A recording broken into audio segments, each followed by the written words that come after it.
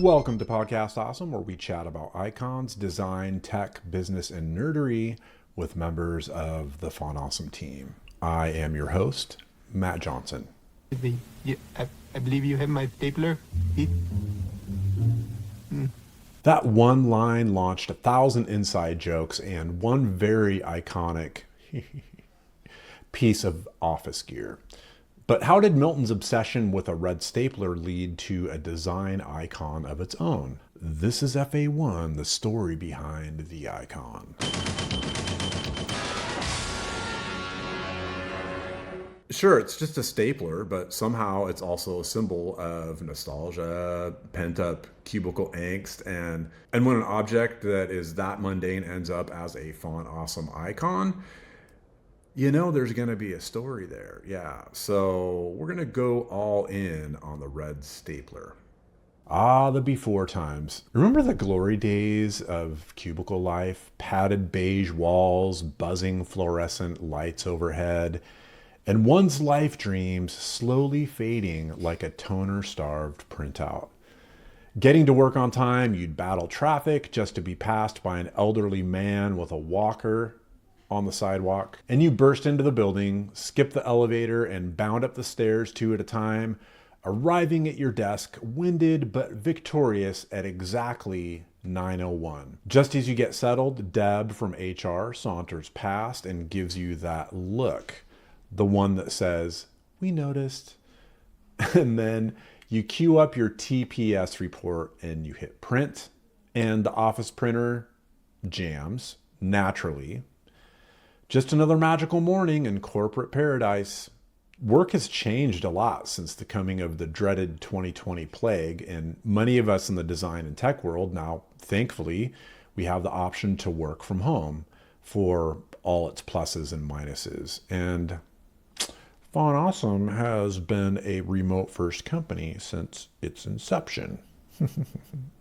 From sitting in ergonomically correct office chairs to ergonomically incorrect couch slouching, we've all adapted to a new style of work life. And while many office furnishings like the fax machine, tape dispensers that doubled as paperweights, 3-hole punches, and landline phones may have lost their utility, the stapler has gone on to gain iconic status. Of course, there are pros and cons to the work from home culture shift, but one thing's for sure, we're not interacting with the Miltons of the world much anymore. Who's Milton, you ask? Ah, yes, Milton, the soft-spoken anti-hero of quiet workplace rebellion, the man, the myth, the stapler whisperer.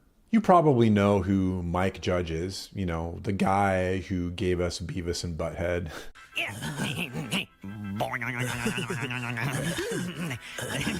But what you might not know is that he also created one of the most accidentally prophetic B movies of all time, Idiocracy from 2006. Even smarter than President Camacho. Ladies and gentlemen, the President of America! In the year 2505, we got this guy. He's gonna fix everything. It's a satire that somehow predicted our modern political landscape, fast food presidential campaigns, corporate sponsorships, and a population watering crops with sports drinks. But Brondo's got what plants crave. It's got electrolytes. It's not that far off, actually. Anyway, Judge was also the guy who went on to bring us King of the Hill and Silicon Valley, and he got us start animating awkward workplace misery. And early in his career, he dabbled with cartoons. Before the 1999 cult classic box office movie titled Office Space, which starred Ron Livingston, Gary Cole, Stephen Root, and Jennifer Aniston, the animated shorts titled Office Space aired on MTV's Liquid Television and Saturday Night Live in the early 1990s, and featured Milton, its main character, who was really attached to a specific stapler. And maybe you recognize the Miltons of the office world. No one's entirely sure what they do, but we can all agree the system would probably collapse without them. They know one obscure piece of legacy software better than anyone else at the company. And until someone figures out how to update that missing link without making everything crash, Milton's holding the IT department together with bubblegum, stubbornness, and baling wire. The Miltons of the world know their days are numbered. As soon as corporate finds a way to replace that one sacred function, he's probably toast. What would you say you do here? And understandably, this makes Milton a little tense. But, he keeps his cool. No tantrums, no meeting room meltdowns. He mutters, he internalizes, and he seethes. And all that coiled tension, it focuses on one thing, a red stapler. So here's a little FA fun fact about the Milton character. You may have noticed that our marketing videos feature a character by the same name, and the actor that plays him is named Steve. Hi, Steve. Meet font awesome Milton. He's still rocking the glasses and still radiating that I'll reorganize the file structure without warning energy. You changed the recipe, didn't you? No, Milt, it's the same recipe. Why are you embarrassing me? I got a client right now. Font Awesome's Milton, he might be a little more high-strung than the Office Space original. So, think less muttering in the break room and more angrily demanding the new intern follow the proper protocol for following the color-coded pattern for organizing the office supplies closet. But, Milton's got a role to play. You're usually going to find that there's something solid underneath the grumpiness. Smart, specific feedback.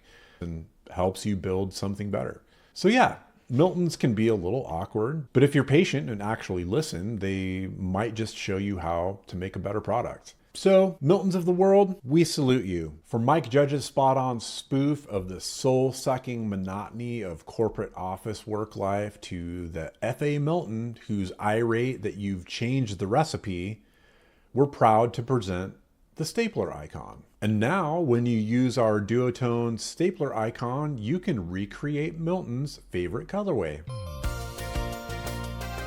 Add red as your primary color and just a pinch of dim gray as your secondary, and voila, you've recreated Milton's soul into HTML. And fun fact, Milton's coveted stapler was spray painted red, actually. The Swing Line Stapler Company didn't even manufacture a red stapler until 3 years after the movie's release.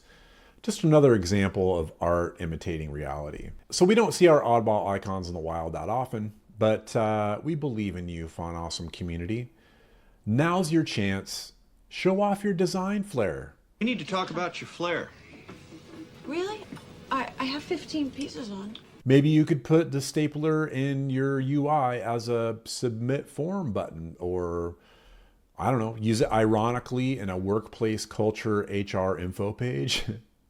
I mean, really, there's no rules, just red staplers. And did you know you can commission an icon to be officially added to Font Awesome? It's true. All Font Awesome users will have access to the icon and will note you as the official sponsor. So you can get in touch with us for more details and next steps. Or you can make an icon request and vote it up the ranks of our icon leaderboard to get it officially added to Font Awesome. So whether it's a red stapler or a rogue narwhal, every Font Awesome icon has a story, and sometimes that story starts with a mumbly man in a beige cubicle. This has been the story behind the stapler icon, and thanks for listening and watching, and please just return the stapler. I mean, really, Milton doesn't ask for much. This has been another episode of Podcast Awesome in the FA1 Behind the Icon series. The podcast is produced and edited by this guy right here, Matt Johnson. With these video episodes, I get a little extra helping hand from our friend Isaac Chase. The Podcast Awesome theme song was composed by Ronnie Martin. The music interstitials were created by Zach Malm, and the audio mastering was done by Chris Enns at Lemon Productions.